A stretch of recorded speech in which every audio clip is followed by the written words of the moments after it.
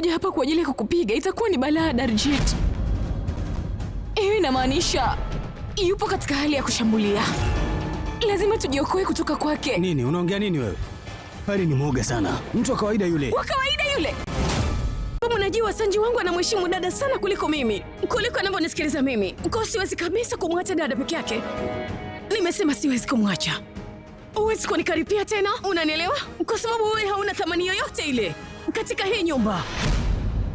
Yo Parvati, ni Niti na... Niti alikuja kumwona Daljiti. Eti? Ndiyo, ameshakuja Niti, ameshakuja Pari na Vikram alishakuja.